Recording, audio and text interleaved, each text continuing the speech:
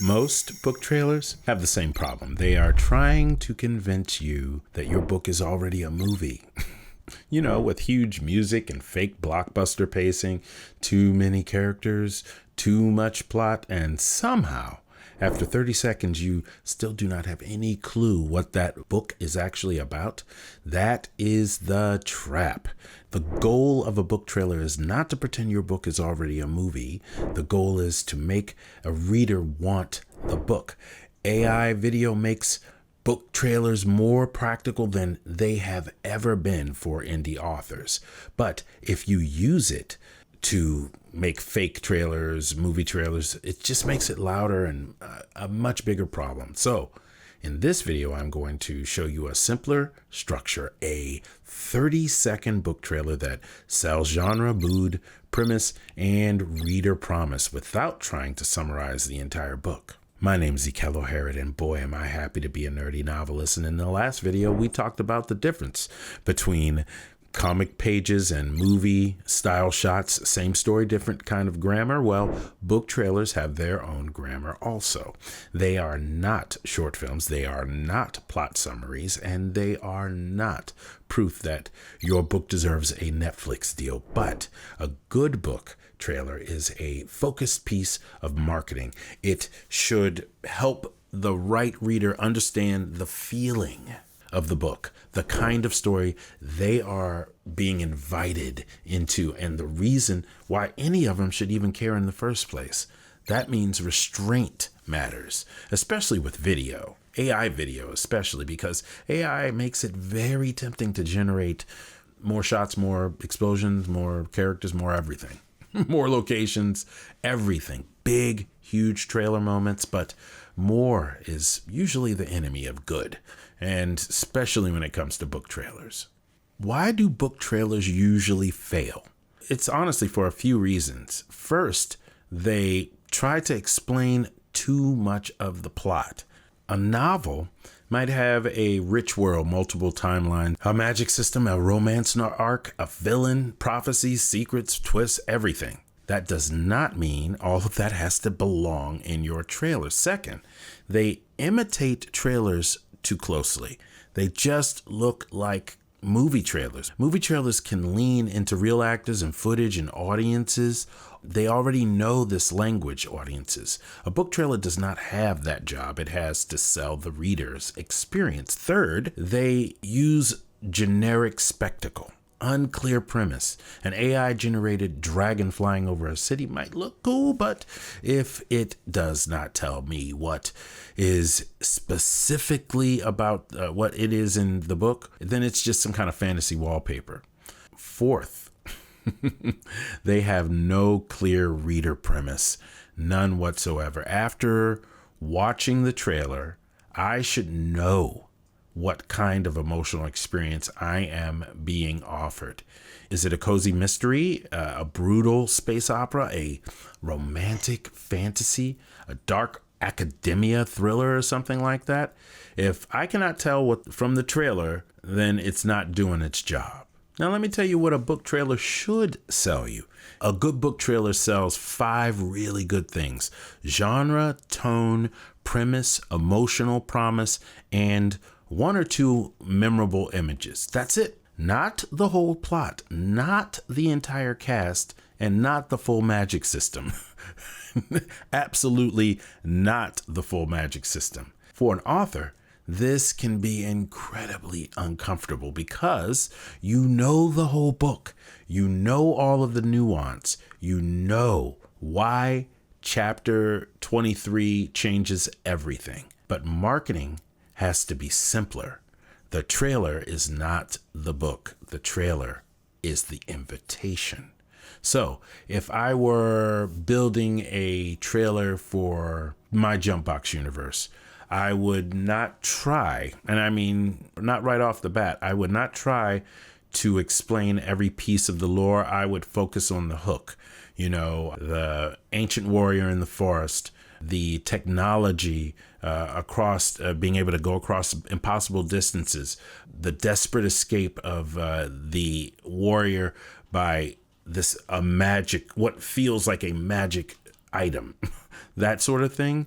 This is not the whole story. As a matter of fact, I'm going to show you my trailer, which is about 1.5 minutes long, which is 3 times as long as the one I want you to put together. But you'll understand that I am using exactly the same basic things. You can have it all in about 7 shots. I did about 21 shots in mine.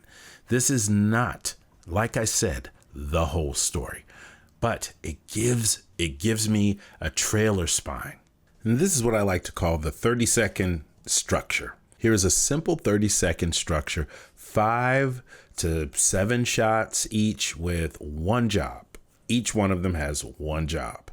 So shot 1 right here is mood and genre. Okay, so the hook image. One image tells you the entire genre and the mood.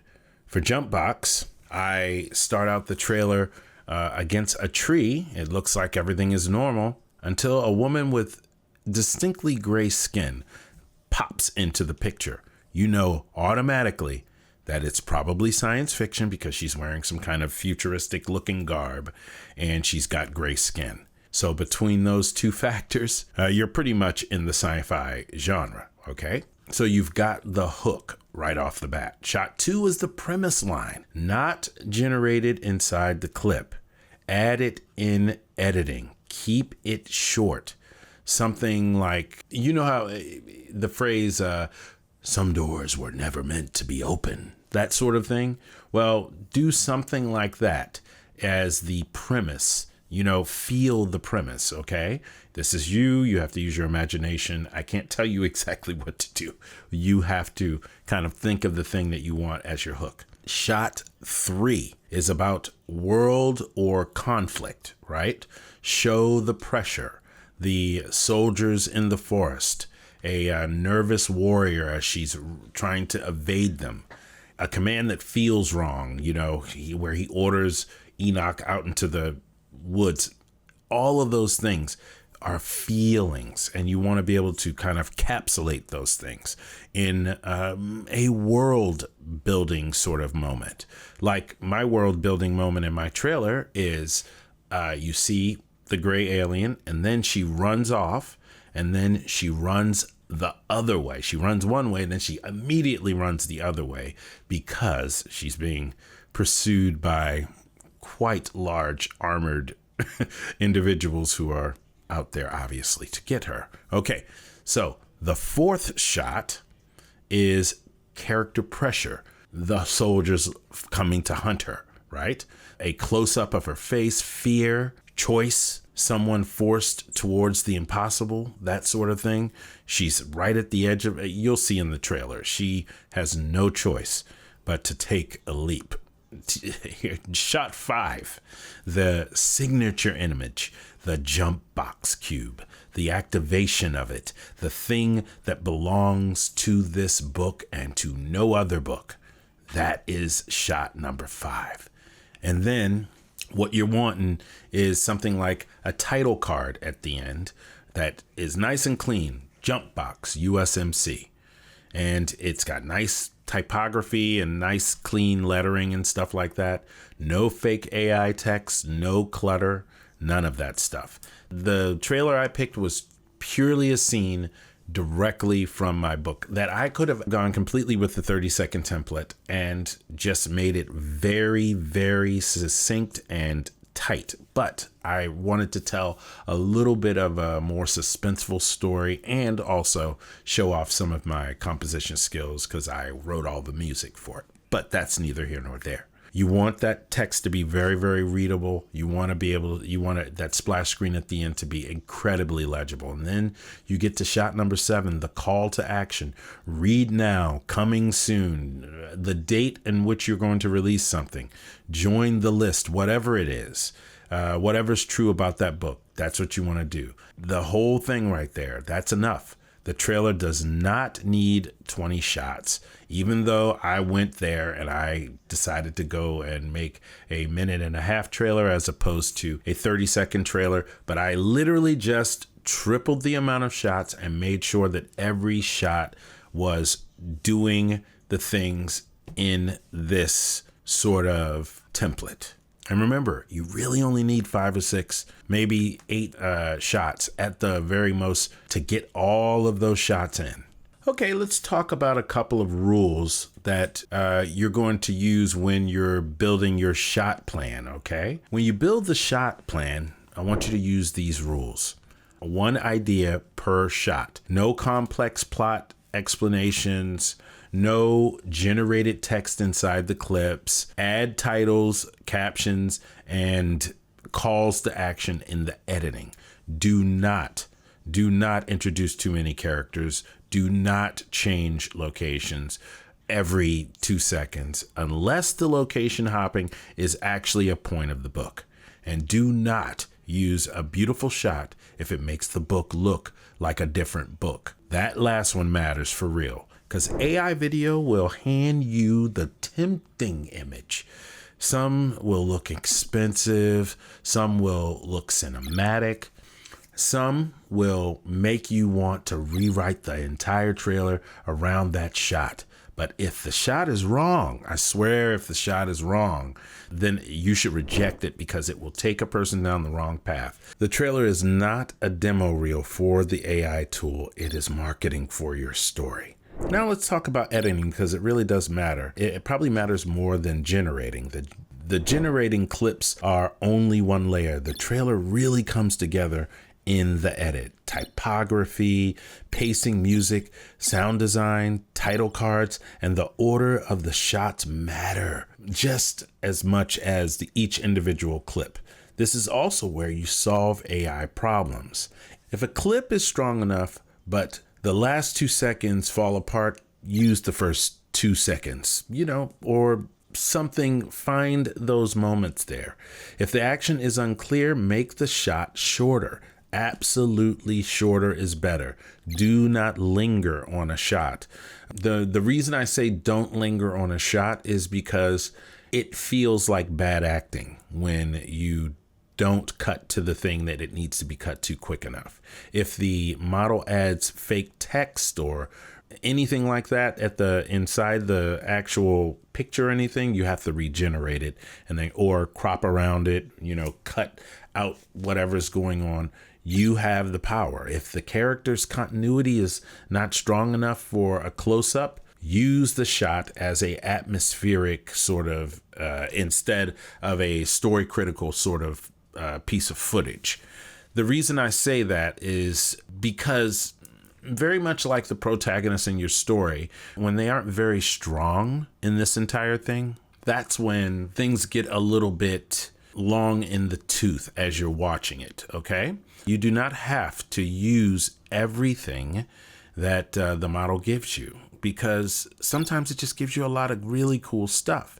You are allowed to edit like a person with taste, okay? You have the taste, please use it. That is the author's advantage, is that you know your story, you know where you could probably cut it and no one would be the wiser. Where authors can use trailers for anything that they're building, any videos that they're building right now, where would they be able to use those things?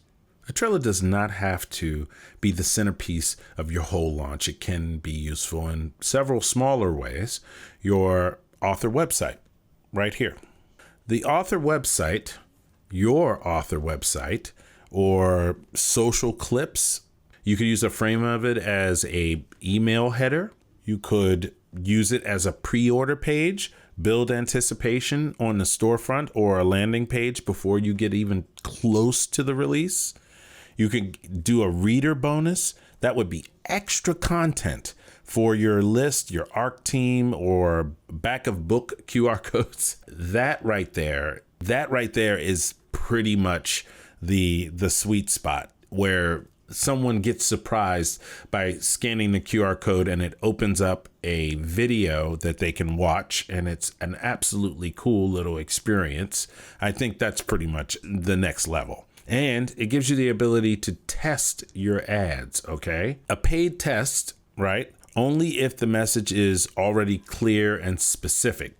That's why you kind of build these things and then give them out for free. until you have to pay for your ads. And even if you never publish the trailer, the process still helps you understand your book's visual premise. What is the image people remember? What is the tone? What is the reader being invited to feel? Those are useful questions before you generate a single clip. So let's recap the template one more time. Here is the practical move. Start with the book premise in one sentence, then choose your 5 to 7 shots. For each one, write the job of the shot before you write the prompt, meaning you need to know what the shot's supposed to achieve. Generate stills before video where consistency matters. Animate only the shots that actually need motion. Build the test outside the AI tool and keep the whole thing short. That's the big one. 30 seconds is not a limitation. It is a discipline. I did not follow my own discipline because I had a much grander scheme and I do already really understand how to put a trailer together. So I went for the bigger trailer today. But you can do this with just 30 seconds. All right, so now we've gone through this entire thing. What I want to do is show you the trailer now. Here we go. This is called The Chase. It's from my novel, Jumpbox USMC. And so, enjoy.